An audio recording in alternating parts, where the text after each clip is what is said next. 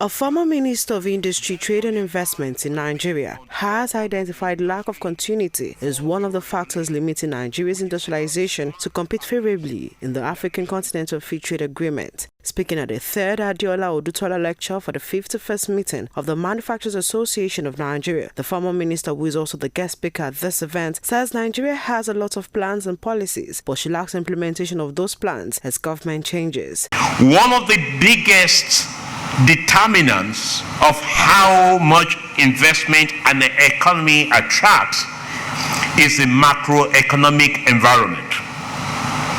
An environment where inflation is at a record high level, still rising, exchange rates are high and volatile, and a large percentage of our national income is going towards servicing debts cannot foster the kind of stimulus our economy needs.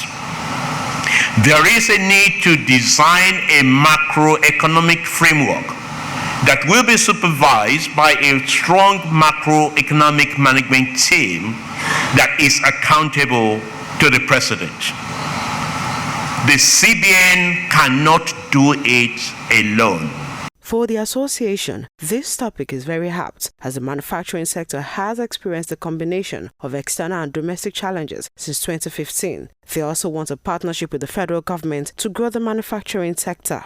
An average member of man is subjected to no less than 30 different forms of taxes, fees, and levies. The consequences of the incidence of multiple taxation are immense and include the rise cost of doing business and rapid investment in the manufacturing sector. This includes combined to the price demand, worsening job losses, and increasing incidence of poverty and low revenue generation from the sector. On the part of government, there is an assurance, especially under the Bola Tinubu-led administration, to ensure industrial revolution. All that is being said here is what the current government really envisions and is making good step in implementing it.